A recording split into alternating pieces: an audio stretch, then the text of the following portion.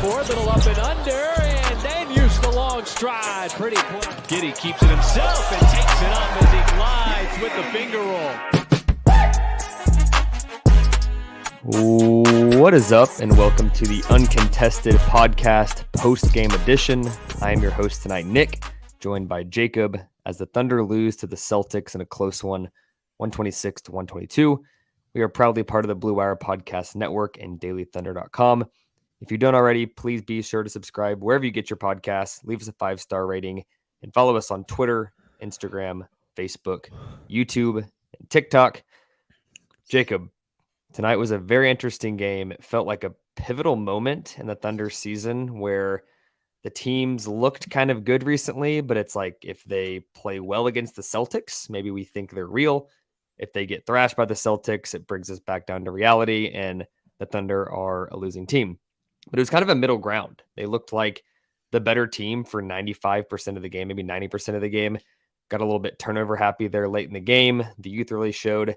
They dropped the game. Before I get into big takeaways, just what's your sense of direction for this team after this game as it relates to your outlook holistically of the season? Yeah, I don't think that it's hard to describe. Like, I don't think that if they won by one, I would say, oh my gosh, this is like a 6 seed. And since they lost, I'm not saying, oh, bottom 3 odds, they're going to tank. It's somewhere in the middle. It's a second night of a back-to-back against the Eastern Conference champions who are looking to repeat, who are probably better than they were last year. You outplayed them for a long stretch of the game. Like, this Thunder team, I know we had a big discussion last night on the show, but I don't know how you could argue they haven't taken a step forward. Like, I know it's early in the season. I know it's small sample size, but just by watching this team, they are at a different level than they were last year. Like, that they are progressing as a basketball team. Should they have won tonight? Yeah, you had a 15-point lead in the second half. I think the broadcast said there was a 22-8 run there in the middle of the fourth. Really killed the Thunder. Lots of stuff to learn from, but they're at 6-8 now. Yeah. Didn't think they'd be here at this point in the season.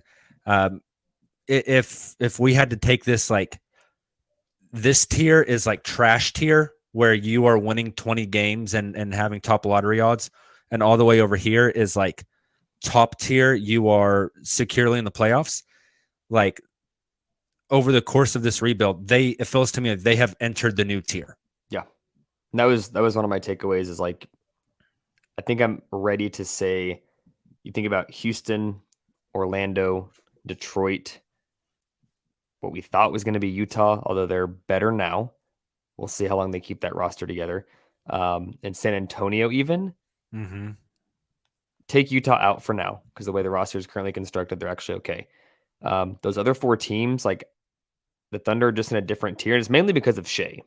Yeah, like, that's what happens when you have a superstar. Right. Like, we're to the point where nearing the 20% point in the season. It's like 1/5 of the way through. And I think after tonight, I think Giannis got hurt in the Bucks game.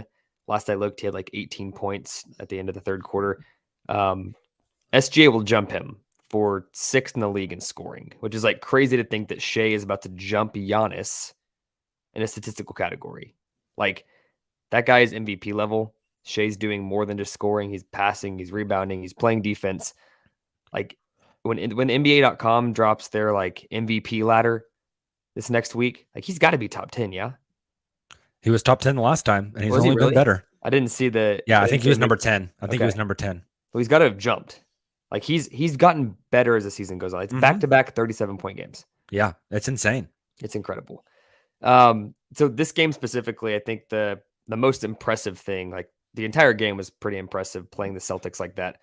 But anytime you play a contending team, it feels like in the first quarter, you can really dictate the outcome of the game. If Boston would have come out to a 20-6 lead, get up 14 points early, this game could have been out of reach quick. But felt like Oklahoma City threw the first punch. In the first quarter, they were up 4-6 points there early and kind of carried that through the end of the first quarter. It really felt like they came out and said, hey, Boston, Like, we know you're a better team. You have more talent. You got off of Eastern Conference finals run, or a finals run, winning the Eastern Conference, but we're not backing down. We're going to throw the first punch. And that was impressive to me. And that's something that I think young teams really struggle with. Do you think that's having a guy like Shai that can have a big first quarter, or is that coaching, or is that these guys just have a different kind of mindset and approach the game the right way? I don't think there's a single answer. I think it's a little bit of everything. I think that this is the youngest team in the league, but Shai's got a lot of experience. Lou's got a lot of experience. Kenrich has a lot of experience. And I think having that much experience as young guys, they can do that. I think some of it's coaching. I think a lot of it's mindset. I harp on this all the time on this podcast. Being like, the idea of physicality is a mental state of mind. It's not a physical attribute. Yep. And I think that comes back to, we joke all the time, they got that dog in them, right? But that's part of that. You come out with that killer mentality, and it sucks that they kind of shot themselves in the foot down the stretch. But yeah, I think coming out like guns blazing, just throwing the first punch and putting your foot on their neck. I mean, it felt like for those first 3 quarters, anytime Boston got something, the Thunder immediately respond back. Yeah. Whether it be a Shai driving layup or a really good ball movement leading to an open shot, or like, it just felt like the Thunder were constantly responding. And there are times where I watch this team and I think, holy crap, Mark, call a timeout. And I kind of love that. Through it. Yeah, I kind of love that he does that, because it's like, you're throwing the kid in the pool. You're going to swim or you're going to drown. Yep. And I think sometimes that's a short-term setback for a long-term gain, a long-term lesson. And so I think it kind of all comes back to this team, not just the coaching staff, not the players, but everybody holistically, this team's mindset. And that's part of the reason why I was so adamant on the show last night that they're going to push for 30, 35 wins. Like, they're playing too well. I don't know. That's down a completely different rabbit hole, but just that, like you mentioned, that mindset, that first quarter, you might be better than us, but we're not going to back down. We're here to scrap. Is the mindset of a winning basketball team. Yeah. And it's so interesting, not to get in the rabbit hole. We can take this for a group pod on Sunday or something on like the trajectory of the team, but it's so interesting, the situation they're in. And I think the fan base is pretty split right now. You've got some people that are like, making the play-in does nothing for you. It just gets you a late lottery pick and you can't get much better next year.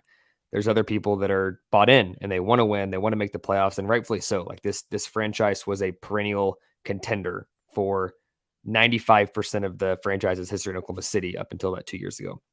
But Presti and Daignault have preached this mentality of, we don't want to be in the middle. We don't want to be mediocre. Being mediocre leads to being mediocre in the future. Like, it just, they've been so against being a middling team. And the direction they're going right now, I agree with you, Jacob, is a middling team. Like, being the 9th through 11th seed in the West, which is not a bad thing. I don't care which side of the fence you're on, but it is very against what they've told us all offseason.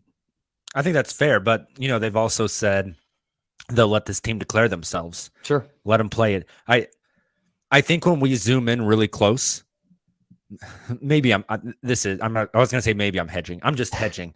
But when we zoom in real close at this season and we say, oh, they're in the middle, that's bad, right? You don't want to be in the middle. I agree. Being in the middle is horrible. Being in the middle makes you the New York Knicks. Yep.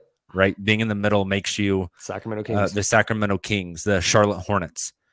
But when you zoom out a little bit and you look at this more holistically, you're in the middle.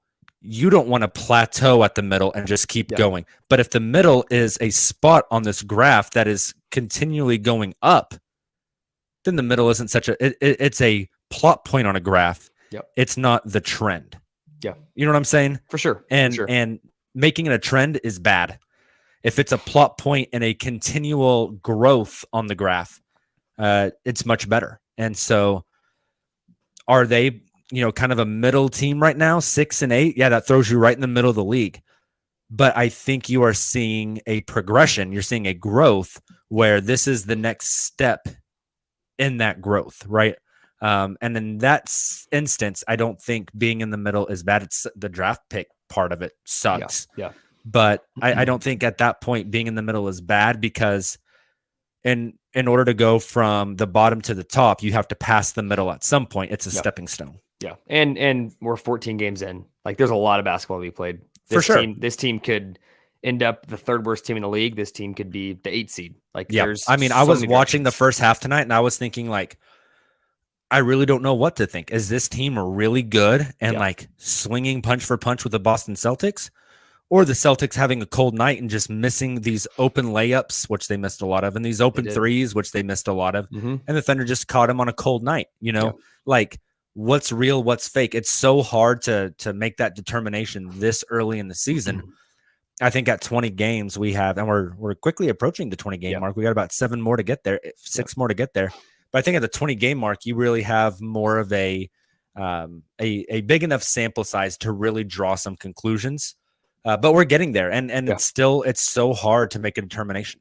Yeah, agreed. And kind of pivoting to this next topic, along the same lines, like first 3 quarters, even like first half especially, this team is literally going punch to punch with the Celtics. Like, if you were someone that was not plugged into the NBA and didn't know who the big names were, who was top of the league, who's bottom of the league, like, you might think that Thunder are a really good team that's better than the Boston Celtics on paper, which is promising, because I think it speaks to when this team is more experienced and better, that's what they could look like every night. Forget adding draft picks, forget even adding Chet. Like, the guys you have, not even Trey Mann, the guys you had out there playing tonight, if they develop and improve, they could look like that on a regular basis.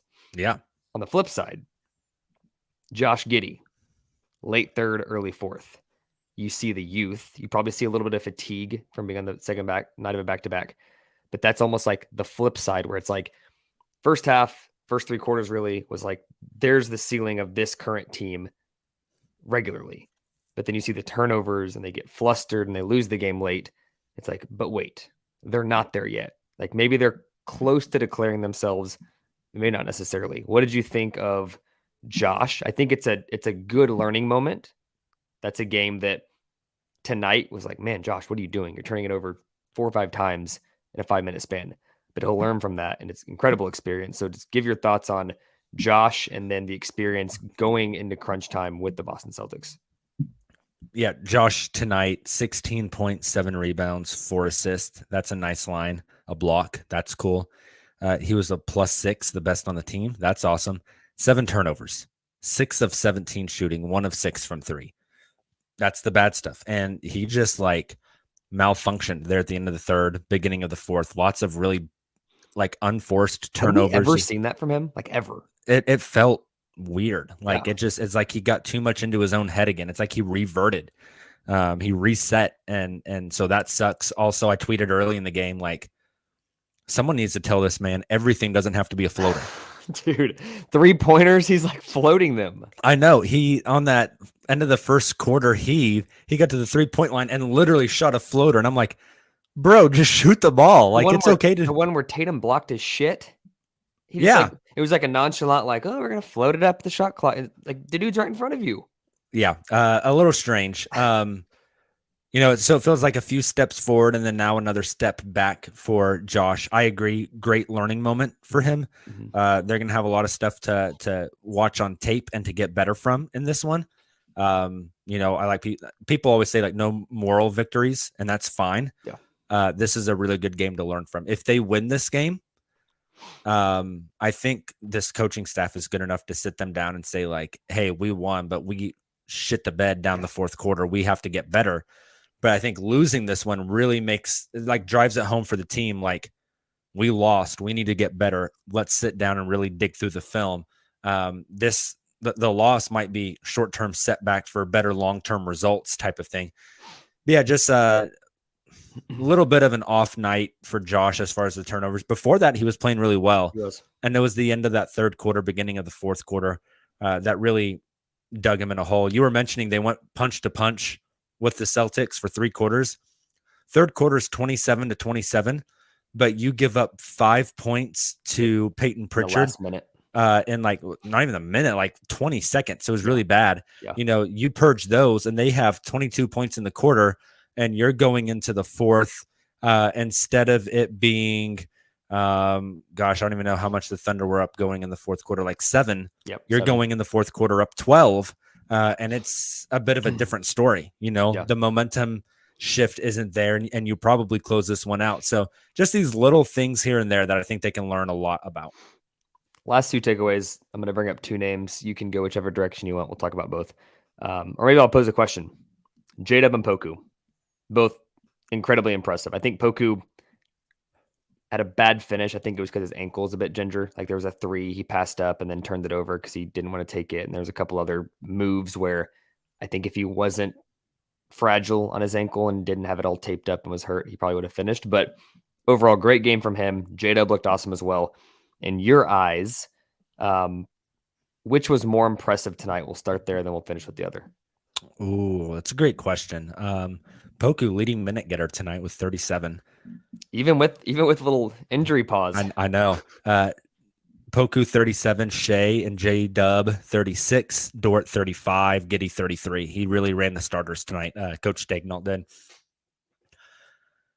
Poku was freaking awesome. I was really impressed. I think I got to go with J-Dub because it's like a career high scoring for him. He went 6 of 9 from the field. Finally splashed through some threes. Yep. 14 points, 6 rebounds, 2 assists, a block. I thought he played really well. I mean, this is a rookie who drew the matchup of guarding Jaylen Brown for majority of his minutes. Especially in the crunch time. I thought he did. I mean, he wasn't locked down, but for a rookie, I thought he did fine. I really like his defense, actually. He just makes stuff happen. I love how much of a ball mover he is. He had a play, I think it was in the 4th, maybe the 3rd, where like Shai was isoing and then kicked it out, and J-Dub like made a move, got down the lane, and then hit a backdoor cut for like a very easy layup. He's a very, very smart basketball player.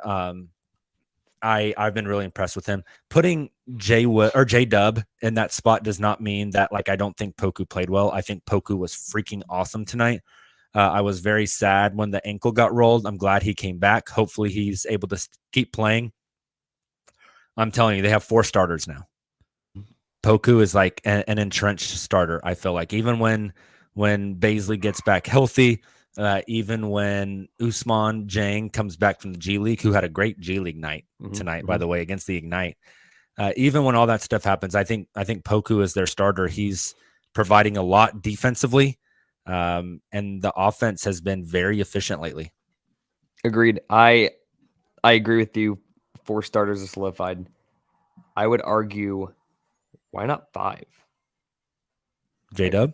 Why don't we have J-Dub start? I love the starting lineup tonight. There's some lineups, or there's some teams you just can't play that against. Like, they can't do that against the 76ers.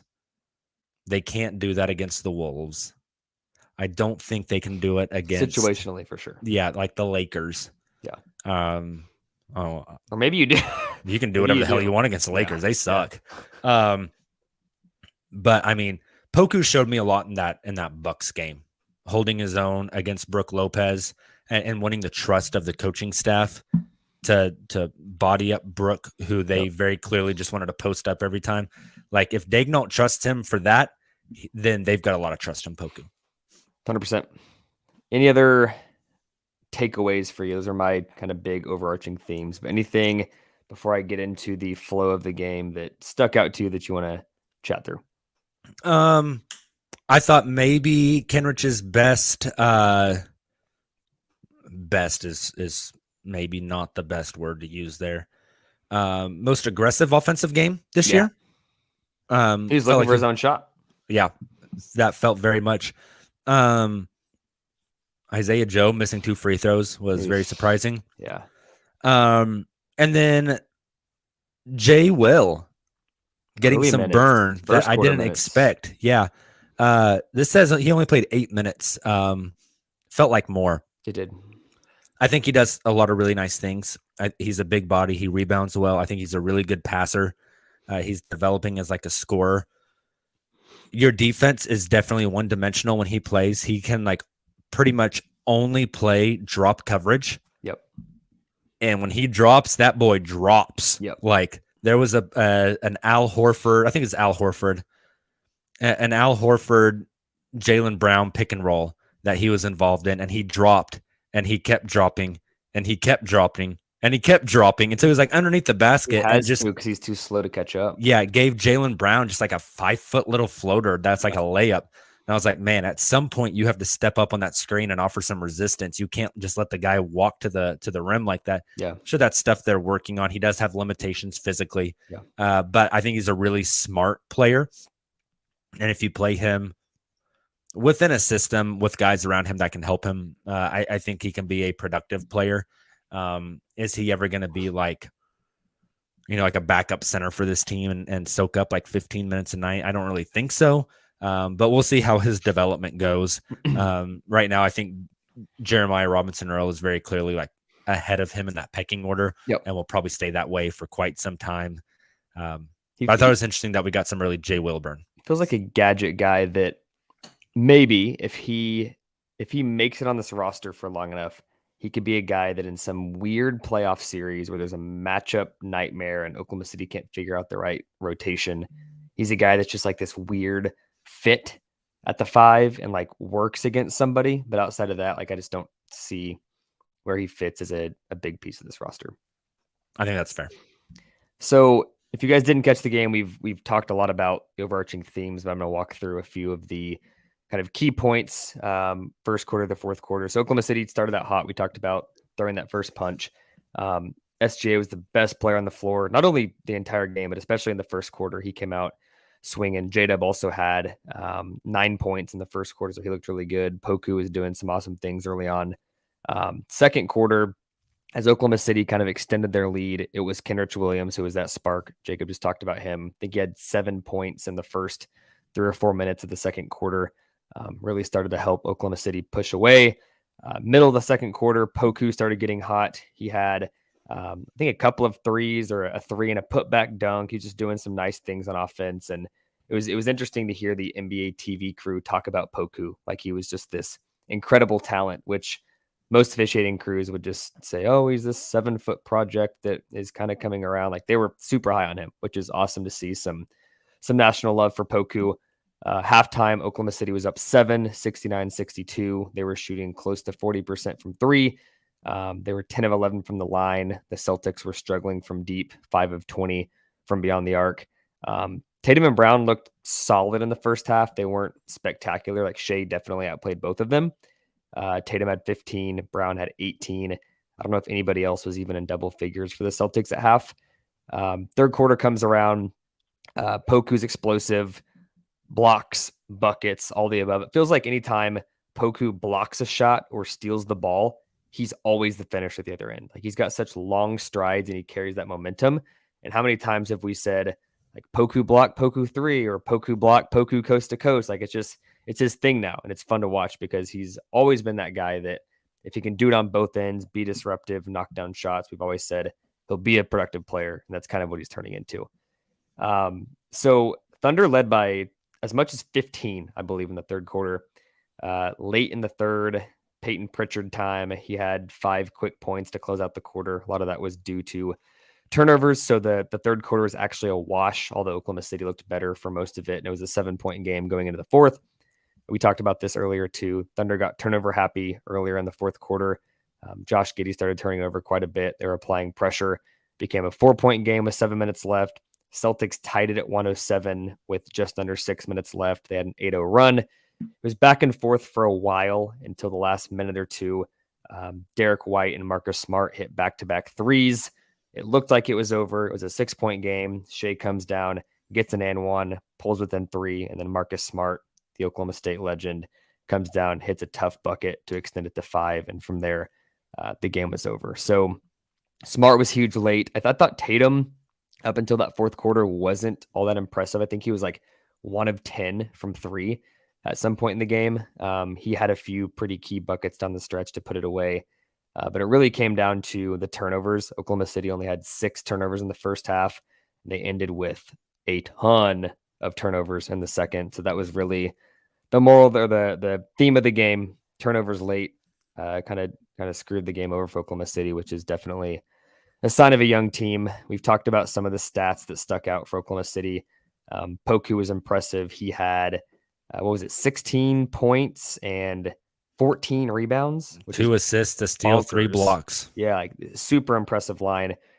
J-Dub with 14 points, 6 rebounds, 2 assists. SGA, we mentioned his second straight 37-point game, 9 of 9 from the line, 8 assists, 2 steals. Josh had 16, 7, and 4, although he was 6 of 17 from the floor. Off the bench, no one really did much. All 5 starters had at least 14 points. Nobody on the bench had more than 7. It was Kenrich that led the bench unit, and all 7 of those points were like that. So last night, it felt like the bench was the spark in that game. Tonight, it was absolutely the starters. And again, I tweeted this out. Other than situationally, like Jacob mentioned, there's some teams you can't do this against. But I would love to see that be the regular starting lineup that we saw tonight. That was Poku, J-Dub, Giddey, Dort, SGA. Yeah, it's a fun and offensively very versatile offensive lineup. I like it a lot. Honestly, defensively too. Yeah. To an extent, for sure. I felt like Shai was relatively inefficient for himself tonight. And then I look at the box score, and he was 13 of 26 from the field, 50%. Yeah. 2 of 4 from 3, 50%. And 9 of 9 from the free throw line. This man went 50, 50, 100. Yeah. You'll take like, that. What the hell? That feels inefficient for that man. That's brought down his field goal percentage. Yeah. Yeah. It increases 3-point percentage, though. So you pull, you give. And it increases his free throw percentage. But it's kind of wild that a 50% from the line or 50% from the field night is bad for your percentage. Yeah. Nick, before we get out of here, you want to hit some of these comments in the chat? We got a lot of people with a lot of thoughts. You wanna throw some up there and we can chat about them? Yeah, for sure. We have one that says Jalen Williams, J-Dub, needed to shoot the ball more tonight. I have much more trust in his shot going in than Giddey or Dort. How'd you think about J-Dub shooting tonight? We've talked about this in the pod. I would love J-Dub to go out there and shoot 15 times a game. There's just not enough shots for him, but I would love to see him be more aggressive because it feels like when he shoots, like he's always pretty damn good. So I'd love to see it. Yeah, the 3-pointer's coming around for him. We knew he was a good 3-point shooter. He struggled a little bit early. Yep. He's so efficient at like that floater, that midi game, getting to the rim. Another one, we're going to be so good when Jalen, Jang, and Chet reach their 3rd NBA seasons. SGA will finally get the help he needs. Any thoughts on that? Hopefully. I mean, in a perfect world, you want to hit in all your lottery picks. And all 3 that Oklahoma City drafted this year. Hot take. I think J-Dub's already like, you can check the box. He was a good pick. Like there's always like Brandon Jennings had 55 points in his 7th game ever and ended up sucking. Injuries were part of that, but I'm almost already ready to say that J-Dub's going to be good. Assuming Chet comes back healthy and doesn't have long-term injury concerns, we know he's going to be good. Like maybe he's not a superstar, but we know he's going to be a good player. Zhang is kind of a project, but given what we've seen at a Poku, like this staff is great at developing players. So and Zhang is way farther along than Poku ever was. Yeah. So early on. Like if I was a betting man, I would say all 3 of those players end up being very crucial pieces of this team long term. So yes, agree with you. 3 years from now. Yeah. How many of those 3 are starting on this team? They're all 3 on the team. How many of them are starting? 1. Okay. Do you think Mark waited too long to sub in Shai and Jalen? I do. I didn't agree at all with his decisions tonight, I guess, with his rotation. Yeah, I think in a vacuum, I would agree. Being the second out of a back-to-back, there's going to be like medical staff always gives their thoughts and advice. And I guarantee you they were saying second out of a back-to-back, Shai's injury prone. Here's his minute load for the night. Like I would imagine that played a little bit of it. Like in theory, what is playing him an extra 2 minutes do? Probably nothing, but there really is a science to load management and these guys' bodies and making sure they stay healthy. So I'm sure that was part of it. Definitely. The guys look gassed in the second half with a shorter roster tonight. I think we forget like Trey Mann was out. Darius Baisley is out. Usman's not with the team. Yeah. Eugene Omarui not with the team. There was a lot of guys who've been logging a lot of minutes who did not play tonight. Yeah. And I think Muscala not playing was probably another medical staff thing, like second out of a back-to-back. him resting. So yeah, it was short run. Because you listed off the top minutes guys. We had a couple 35s, 36s. Like it was definitely a short roster. Yeah, for sure. What do you think about Lou Dort drives and misses at the rim? I tweeted this out. What would Lou Dort be averaging this season if he didn't blow layups? Um, he's just a wrecking ball, and he goes in there with such assertiveness that sometimes it's like, yo, like chill out, get close to the change of speed's not there almost. You see a lot of these really elite guards, they're like quick first step, they get to their spot, they slow it down, they're kind of at the Shai is the perfect example. He'll blow by you and he's methodical as he gets to the rim and it's like slow motion, whereas Lou is just like one speed, can't stop, throw it off the glass. And some of his, I know they're pushing him to be a better decision maker, but some of it just hurts to watch him drive to the basket and then kind of get stuck and just turn it over. Yeah. David asks, why do you think Josh has lost his confidence? He was so good during summer league and preseason. It's a grind, man. 82 games. You're going across the country all the time. You've got external personal things going on. You're working with a new shooting coach. He's probably trying to tweak things and try new things out. Like it's just a grind. A lot of it's mental. And I don't know if he's fully lost his confidence. Like he had a huge three where he, after a couple of turnovers, he caught it and you could tell like he wanted to shoot it. You didn't think he was going to. He popped it, hit it, and he put up his fingers for a three. Like I don't think he's fully lost his confidence. That was his one of the 6. Yes, I don't think he's lost his confidence, but there's certainly a lot that goes into a long season, especially for a guy that's having his shot actively worked on. Yep, for sure. I like this one. Gable asks, who's the best basketball player on the podcast? Well, it's one of us two. That's a good question. It's a good time to ask the question. We'll do a little one-on-one tournament. We'll let you guys know at some point. Yep. Takeaway from tonight with one more year experience for J-Dub, Poku, Jang, Giddy. Then you add Chet plus another pick, going to have a killer squad. Agreed. I think it just depends who that plus one more pick is. Like, even if Oklahoma City lost every game the rest of the year, they only get a 14% shot at Wemby. But it's a deep draft and there's a lot of good players. And I think if you can land a top 5 or 6 guy, like you can get a cornerstone piece. You can even get a guy later in the lottery. Like it happens. But it depends on that plus one. But the original 4 mentioned in that question or thought, 100%. Like the Thunder have fun guys that have high ceilings.